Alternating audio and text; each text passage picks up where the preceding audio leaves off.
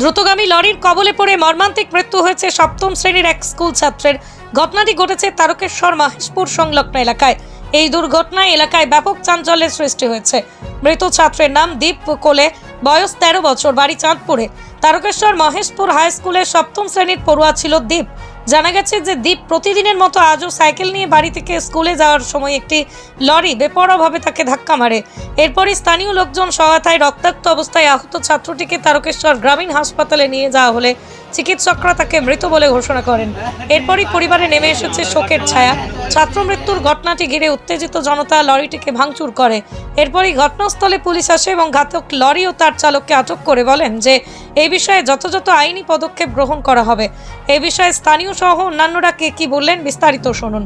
তারকেশ্বর থেকে সন্দীপ হালদারের report, 24 hours Arambagh.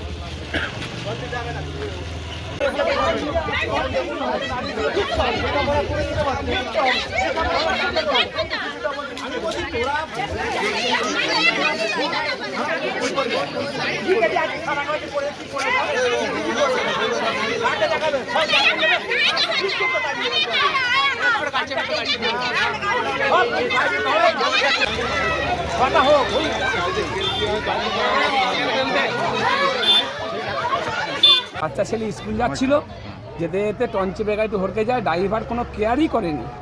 যেতে যেতে ড্রাইভার দাঁড়িয়ে গেলে বাচ্চাগুলো পাস হয়ে যেত। সেই সময় তো বাচ্চাটা যাচ্ছে, ড্রাইভার মদ্যপ অবস্থায় ছিলেন। বাচ্চা ছেলেটাকে পিছিয়ে দিয়ে চলে গেছে। মহেশপুর হাই স্কুলের ক্লাস 7-এর ছাত্র। তারপর এখানে কি ওই তারপর পুলিশের যেটা কর্তব্য, কীভাবে ড্রাইভারকে বাঁচাবো, মালিককে বাঁচাবো, গাড়িকে উদ্ধার করে নিয়ে যাবো, নিজের পরই নিজেদের মূল চরিত্রটা তুলে হচ্ছে। এবার পাবলিককে থ্রেট করা, এইটাই। আপনারা কি চাইছেন এখন এই যে ড্রাইভার? আমরা চাইছিলাম গরিব মানুষ, সে সন্তানহারা হলো, কিছু অন্তত আর্থিক সহায়তা পাক। এছাড়া শেষ বিচার কি হতে পারে? ঘটনাটা ঘটেছে এরা স্কুলে আসছিল আর কি। আমাদের স্কুল তো মহেশপুর হাই স্কুলের ছাত্র, আমি ওই স্কুলের প্রেসিডেন্ট। আমি শুনলাম যে গাড়িটা যখন আসছিল চাঁদপুর নন্দকুটি থেকে যাচ্ছিল চাঁদপুরের দিকে, আর ছেলেটা আসছিল চাঁদপুর থেকে স্কুল, আমাদের মহেশপুর হাই স্কুলে আসছিল। ওই শমশেরপুর যে শ্মশানটা আছে ওইখানটায় গাড়িটা এমনিতেই যা শুনতে পেলাম আমি, যে গ্রামের ভেতর দিয়ে একটু জোরে স্পিডেই আসছিল। এবার আমাদের গ্রাম্য এলাকা, কি লরি ছিল? লরি ফুল পাঞ্জাব লরি ছিল, মাল ছিল। হ্যাঁ, কষ্ট পাচ্ছিল। তারপরে তুলে নিয়ে এসে হসপিটাল নিয়ে আসা হয়েছে। এসে তো হসপিটালে চাকায় চিকিৎসা দিয়েছে নাকি? হ্যাঁ, রক্ত চাকায় লেগেছে ধাক্কাটা। কোন শ্রেণীতে পড়তো? 7-এ, ক্লাস 7-এ পড়ে, মহেশপুর হাই স্কুল। আচ্ছা, থানায় কোনো অভিযোগ হয়েছে বা লরিটা? থানায় আমরা এইমাত্র জাস্ট হয়েছে, আমরা খানিকটাকে নিয়ে এসেছি, থানায় আমরা জানিয়েছি। লরিটা কি আটকানো হয়েছে কিছু? হ্যাঁ, লরিটা আটকানো হয়েছে। চালক সবাই ওখানেই আছে। আমাদের তারকেশ্বর থানার পুলিশও চলে গেছে। পুলিশ আছে ঘটনা? বিচার চাই। কি হয়েছিল? ঘটনাটা কি হয়েছিল? স্কুল যাচ্ছিল, ছেলেটা সাইড দিয়ে দাঁড়িয়ে আছে। হ্যাঁ, ও সামনে ড্রাইভারটা দেখেছে, সামনের চাকা আগে ধাক্কা মেরেছে। তা ড্রাইভারটা আগে দেখার দরকার, নামলো না,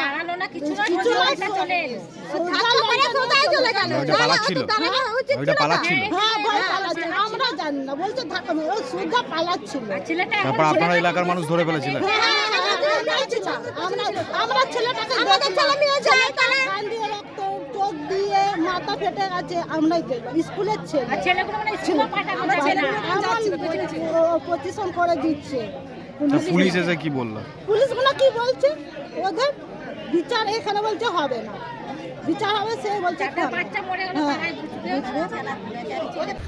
স্কুলের তরফ থেকে ব্যবস্থা বলতে, এটা তো রাস্তায় অ্যাক্সিডেন্ট হয়েছে। আমাদের তো ছাত্রদেরকে সবসময় বলি যে সাবধানে গাড়ি চালাবি, সাবধানে যাবি, ধীরে সুস্থে যাবি। কিন্তু সবসময় তো অ্যাক্সিডেন্টটা যে যায় তার দোষে হয় না, বিভিন্ন কারণে হয়ে যায়, তার কোনো ব্যাখ্যা নেই। বলার মানে আমরা খুব শোকাহত, যাতে ভবিষ্যতে আর কোনো রকম প্রাণ না যায়, কোনো ছাত্র যাতে এরকমভাবে না চলে যায় আর কি। এটা খুব কষ্টের দিন, মানে আমরা স্কুলে এসেছি, এসে তখন প্রেয়ার হয়নি, মানে জাস্ট স্কুলে এসেছি তখনই শুনছি, সেই সময় সব ছেলেমেয়েরা আসছে যে এই একটা খুব বাজে খবর। সমস্ত মাস্টারমশাই ছাত্ররা সব কান্নাকাটি করছে, অনেক ছাত্রছাত্রী ফিরে চলে গেছে, মাস্টারমশাইরা খুব একদম মানে হোপলেস অবস্থা, মানে কী করবো কিছু খুঁজে উঠতে পারে না, মানে যে অবস্থায় ছিলাম সেই অবস্থাতেই চলে এসেছি আর কি। মহেশপুর হাই স্কুল সহকারী শিক্ষক জয়ন্ত বারিক। সন্তানের পরে মন বসছে না, প্রচুর পরিশ্রম করেও আপনি আশানুরূপ পারিশ্রমিক পাচ্ছেন না, যার ফলে আর্থিক সংকট আপনার জীবনে দুঃখ এবং চাপের ছায়া ফেলেছে। দেনার ভারে জর্জরিত স্বামী স্ত্রীর মধ্যে প্রতিনিয়ত ভুল বোঝাবুঝি বেড়েই চলেছে। নতুন বাড়ি কিনেছেন, কিন্তু সেই স্বপ্নের বাড়িটা যেন আরও দুর্ভোগ নিয়ে এসছে আপনার জীবনে। আপনি ভাবছেন সস্তায় পাওয়া বাড়িটা নেওয়াটাই কি সঠিক সিদ্ধান্ত ছিল?